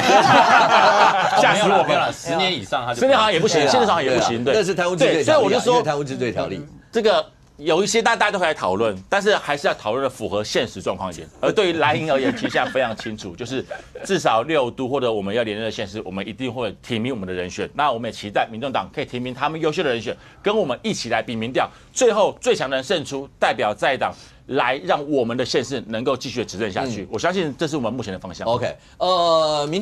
明天礼拜5，那在立法院。有一场大戏，明天礼拜5的时候，就是赖清德总统，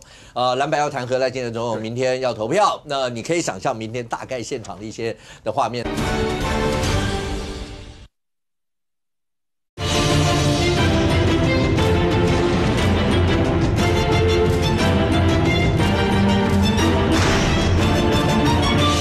而对于蓝营而言，其实现在非常清楚，就是至少6都或者我们要连任的县市，我们一定会提名我们的人选。那我们也期待民众党可以提名他们优秀的人选，跟我们一起来比民调，最后最强的人胜出，代表在野党来让我们的县市能够继续执政下去。我相信这是我们目前的方向。OK， 明天礼拜5，那在立法院。有一场大戏，明天礼拜5的时候，就是赖清德总统，蓝白要弹劾赖清德总统，明天要投票。那你可以想象明天大概现场的一些的画面，当然有非常多的一些议题，包括1.25兆的国防特别预算的问题。然后这2天我不知道你有没有注意到媒体上一直在讲什么叫做未来账户啦这些，那到底又是怎么一回事？好，不过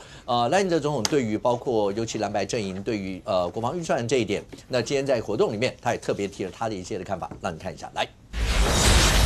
如果立法院没有办法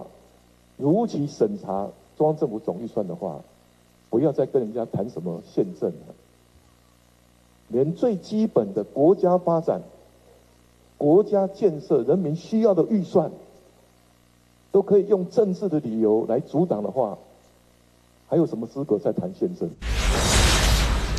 所以两件事，一个最重要总预算的问题，如果这样的话，就不要再谈什么宪政了。第二个，国防特别预算，赖清德总统是说，那嘴巴一直讲着说啊，也支持国防预算或什么，然后但是连程序排都不愿意让人家排，这算什么？要就直接做啊！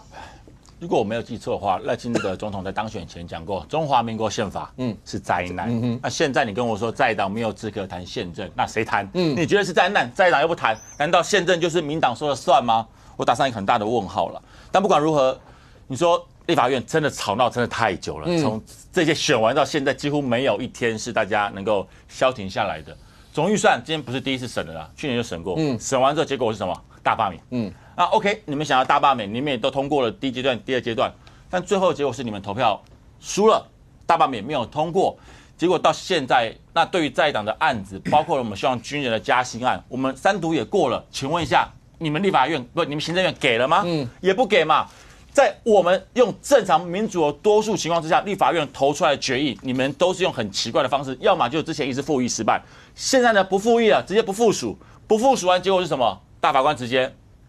开了，直接跟你说就是违宪，也不扯了，对。那到底谁比较没有宪政概念？我相信民众来判断就好了，这个也没什么好说的。但我必须要讲，你说国防预算可不可以买武器？我觉得可以。其实我每个节目讲都一样，我觉得可以买。当然，第一个先讨论买的东西是什么，到底是不是我们需要的，钱不要乱花，我觉得这个很合理，大家来讨论。在第二个，我觉得更现实的东西是。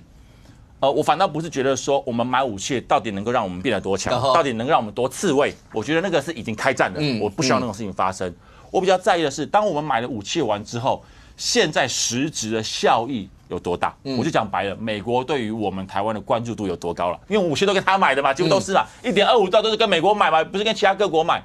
我们花了这么多钱下去，就算它是保护费好了。美国到底要用什么样的态度？会不会对台湾变得更友善？其实这是我在意的。就我真的钱花了，因为我们的确也许没有中国大陆那么强悍，需要世界各国来帮助我们，所以买了武器买了，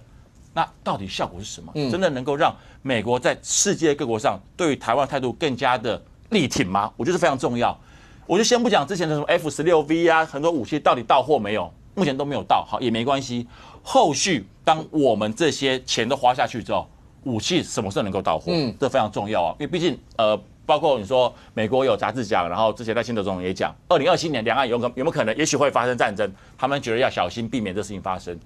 如果以2027年为一个线的话，我们花这么多钱预算下去了，我们会不会在还没有拿到武器的时候就已经发生很多意外的事情？我觉得这是要考虑的，因为毕竟两岸现在关系越来越紧张，在这种紧张的情况之下。买武器是一回事，它能不能够迅速的到货，我觉得也非常重要。不是我买了，我钱丢下去，第一个美国没有更挺台湾，第二个就是买了之后武器没有来，那真的发生问题之后，到底谁算？所以我觉得这要讲清楚、说明白。民众之前，我相信对于包括之前新闻常来讲，就说好像有蓝营的人挡很多国防预算啊，不满啊、情绪啊、大罢免啊什么等等的。但是大家有没有发现，当大罢免完之后，把很多国防预算拿出来讨论的时候，有没有很多不合理的预算？包括之前战备水的问题。包括椅子一张4、5万的问题等等这些状况，民众都看在眼里啊，甚至是到现在还有装修公司能够标到武器、火药等等的采购案，这些事情，我觉得才是民众所怀疑而且想要知道答案的东西。对于蓝营的人而言，他态度是一致的，该要有的东西就要有，国家本来就该有自己的武器跟预算，好好的来审。该要买的就去买，但是不该买的就要把它挡下来。不用去怕什么舆论的压力，或者是一些别人抹黑，因为那是立法委员的职责。那我们也希望相对应的来言，行政院、国防部都能够至少能够在可以讲的范围之内，把一些我们未来期程规划跟美方谈的一些东西，让大家知道。我讲的是可以知道的范围之内，让民众有信心，让全部的人都能够一起来支持我们的国防。我觉得这对于整个国家才是健康的啦，而不是天天在野党吵跟立法院吵来吵去，然后搞得就是在野党都通过了案子啊，民进党的立法委员可能不管了，因为人数不够，就说到行政院去之后又重重的限制，到最后又整个讨论到宪政的问题。我们国家现在我觉得需要检讨东西很多。你说治安的问题，你说最近刚刚讲的这个随机攻击事件，还有诈骗案也非常非常多。是否能够把更多的心力花在我们整个国家的民生经济议题，让民众真的有感的提升？我觉得反而是现在不管是朝野都需要更加重视的案子。来。对，刚才博弈讲啊，说大罢免啊，因为乱删总预算啊，引发大罢免嘛，所以今年大罢免吃了无敌星星，所以干脆总预算也不审了。不是嘛？审总预算就是立法院最重要一件事。刚才博弈讲得很好很多的民生啊，我们包含 T-Pass 啊，刚才博弈还讲了说，我们以后我们的台北市的警局要提升设备啊，提升员额，这都是新建计划。总预算如果没有过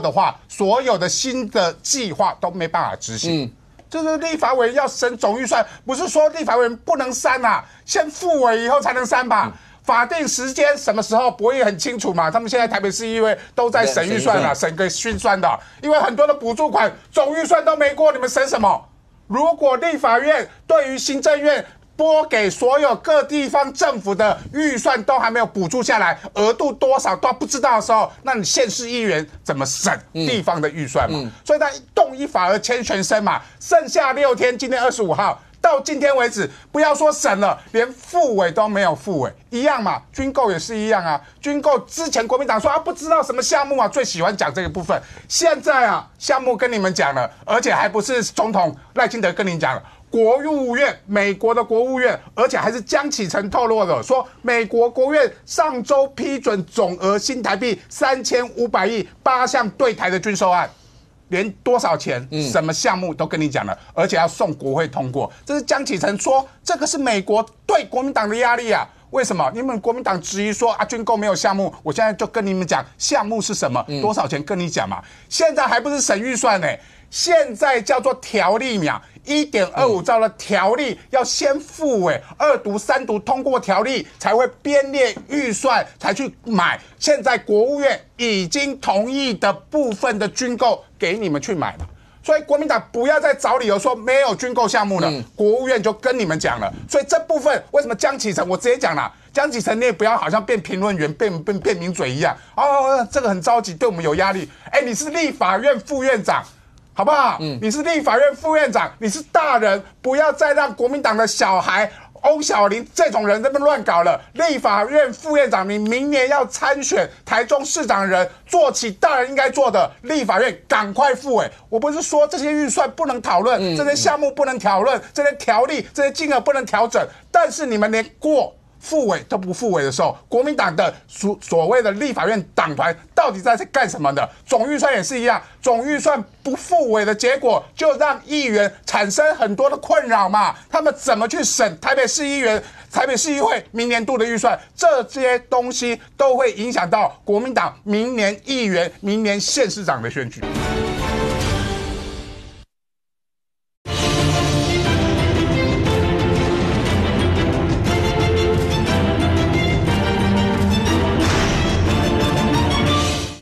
这些条例、这些金额不能调整，但是你们连过复委都不复委的时候，国民党的所谓的立法院党团到底在干什么呢？总预算也是一样，总预算不复委的结果，就让议员产生很多的困扰嘛。他们怎么去审台北市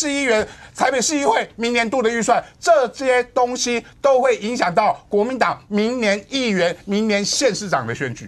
我这样补充一下，其实一山跟前面讲的我认同，就是对于立法委员，他最重要的工作之一就是审预算，毫无疑问。但是我刚才讲同样的事情，请问一下，那当立法院他通过了军人加薪的案子，你行政院就不编的时候，你告诉我到底谁才是违法？这讲清楚啊！你用不附属的方式打脸总统，你都不愿意相对应的案子下来，那你告诉我，那么提示线呢？这个部分提示线，所以对提示线就更妙了。之后，你甚至可以针对单项的部分去扣抵、冻结他的预算，要求行政院一定要执行。但是现在整个立法院的做法叫做不复委。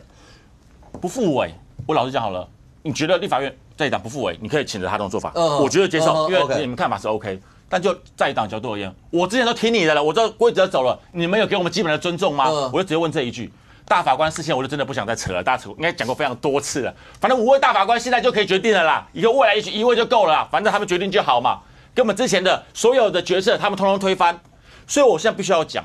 现在整个社会，尤其是立法院，我觉得真的非常乱。你说在野党这种做法就是不审预算，完全对吗？好像我个人要打问号。但是当在野党包括之前的时候，他们用合法的方式提出了预算跟通过的法案的时候 ，OK， 你政府是用什么样的态度来阻扰、来违背立法院的想法的时候，那你有没有也要负责任呢？不是什么都是在野党的问题。我觉得大家真的好好坐下来谈。尤其是赖清德总统，他之前一直讲什么在野党要怎样，要互相的合作，要能够互相的理解。结果到现在呢，批评立法院不审预算，没有资格谈宪政啊，他到底要不要谈？我不晓得。我只知道如果继续闹下去，最后倒霉整个国家了。OK， 来亮君，因为我们时间有限，每一位大概2分钟，来亮君。我觉得哦，现在这个在谈审预算的事情，其实台北市议会之前我们也一直在主张说，因为现在也确实包含这些财划法什么的，其实都还不确定，所以到底明年度的预算要怎么审，大家也讨论了非常久啊。但是最后大家也是觉得民生优先嘛，有很多的这些新兴的计划，还有很多的这些社会福利的补助，所以现在预算也都已经复委了。所以我觉得在立法院里面哦，就是你们国民党也常常讲啊，民生优先嘛，不要再做政治口水嘛。如果是这样，就赶快先复委。你们认为哪些预算有问题，在委员会里面好好讨论，然后你们想要怎么处理，就在委员会里面讲，在政党协商里面讲。现在放在那里到底是什么意思呢？小月，请问一下，写中文跟吃中国菜跟中国人3个字的关联是？郑丽文，就我不太理解，就是为什么他要一直去讲这样的事情，说什么什么只要中国人就是什么什么讲中文啊，吃中国菜怪中国生，这就是所以就他就是中国人嘛。那这讲了100个例子啊，好，大家去接龙嘛，说什么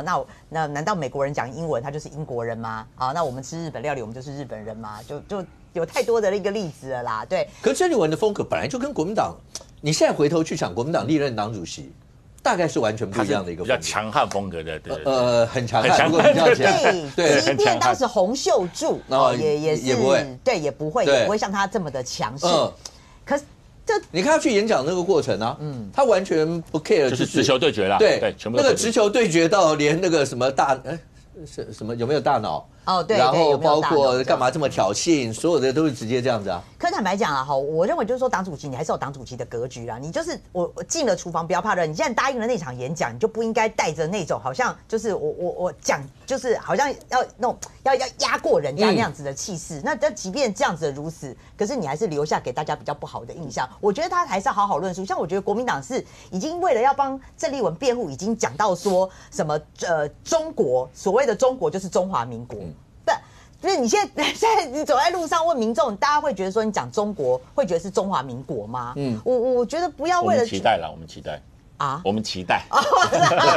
对，我期待。这个逻辑真的是太怪了。那我只能讲说，这个选举要到了哈，即便大家觉得说，这个地方选举可能不一定会牵扯到这个两岸或是统独意识，可是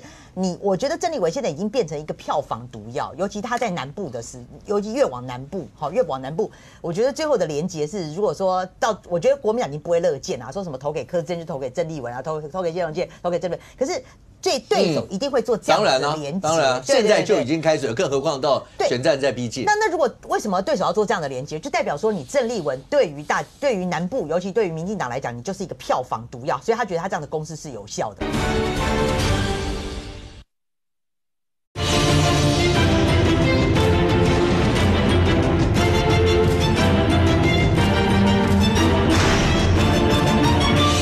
这个地方选举可能不一定会牵扯到这个两岸或是统独意识，可是我觉得郑丽文现在已经变成一个票房毒药，尤其他在南部的尤其越往南部，越往南部，我觉得最后的连结是，如果说我觉得国民党已经不会乐见啊，说什么投给柯志恩就投给郑丽文啊，投给谢龙介，投给郑丽文，可是。对手一定会做这样的连结，当然，现在就已经开始了，更何况到选战在逼近。那如果为什么对手要做这样的连结，就代表说你郑丽文对于南部，尤其对于民进党来讲，你就是一个票房毒药，所以他觉得他这样的公式是有效的。OK， 亚敏，接下来呢，第一个，明天立法院那个重头戏就是那个弹劾案进行中，蓝白要提弹劾案，然后要投票，包括你讲说到底，对蓝白就告诉你他不会倒戈啊。然后，但这个议题显然对大家来谈，因为如果现在一路就是那个宪政体系不附属，接下来要不要到那总统，然后要不要倒戈，要不要国会重选，这个问题一直让大家更不要讲国会。你说那个大法官，然后宪派1字1号出来以后，这整个全部都卷在一起了。对，这个就是这个叫国有千千结，我们全部缠绕在一起。那我觉得要有一个终局的办法。如果以刚刚总统那个画面这样的说法哦，他也是要对抗啊，就是他没有要去试图协调解决。他说哦，你们有什么资格跟我谈宪政哦？就意思就是你不复委。那问题是在野党他不是为了要跟你谈宪政来阻挡的。他这个，比如说，一个是国情报告，一个是这个所谓的要军人加薪的要编进去，就是如果今天各自能够退一步哦，然后我们去让这个国家往前进，我觉得这是最好的方法。可是目前看起来好像没有这一个选项。在野执政都没有这个选项的状况下，我觉得势必要用民意来决胜负。什么叫民意决胜负？就是比如说，如果多数民意认为你不审预算，你在野党哦，我们不支持你，恐怕在野党才会退让。同样的，如果今天哦多数民意认为这个赖总统哦这个表态这个目前的表现不好哦，他的民调是往下掉，他才会退让。所以如果今天最后都是火车对撞，我觉得这整个国家不好啦。尤其像如果以预算来讲哦，都已经讲了，明年开始确实会有一些会受到影响的。那如果非要等到民众受影响之后，朝野才要来去想办法解决，我觉得那个都太晚了。那个都已经是亡羊补牢了。那如果一定要到这个程度的话，我觉得对朝野都不会是好事。但然后眼下明天大家就可以看得到这场大戏了。我觉得从今天赖清德的谈话，然后黄国昌的反应嘛，赖清德讲的这么绝，然后黄国昌说赖清德吃了炸药吗？对，炸，就是明天铁定还是会有冲突。对啊。这个是无意识的啊！你再怎么提弹劾，你去提案，他就不会去。就跟那个8年国防特别预算，我不会去给你一问一答，我只会去那边国情报告。那同样的，你要弹劾我，我也不会去。所以这一个部分，赖清德的态度就是，你不要想在这边进一步，这个议题停了。你们要玩，你们就玩到底。然而，大家都知道，没有钱，那是全宇宙最现实的事情嘛，迟早需要来谈预算。现在地方各县市政府我听到3个市政府都你讲说怎么办，要跟议会再去提能不能先行动资，什么其他的，比如说去不来 T pass， 没有人能够让他不用啊。所以现在重点就是在于大家这个火车对战，它其实在我们过去经常讲，但这一次真的有点玩到胆小鬼游戏，就是谁是那个真正的胆小鬼，决定先退一步，它就会对后续的发展有很大的影响。在未来明天立法院那蓝白提出来的要弹劾赖总统案，在立法院要表决，你可以看得出来蓝白阵营跟绿营从前面大概大家我不知道就会有很多程序发言或者什么，大概一路整个要玩，不知道会玩到什么时候。但问题是，如果刚刚像来宾说的，火车如果要真的对撞的话，那中间夹的应该是所有的老百姓吧？那这个火车对撞到底该怎么办？在朝在野之间，那真的有可能大家可以想想，那各退一步，大家选出一个方案吗？那能做到这一步吗？但不管怎么说，明天到底会怎么发展，我们大家拭目以待。非常谢谢现场所有来宾，也非常谢谢观众您的收看，希望明天我们明天见，拜拜。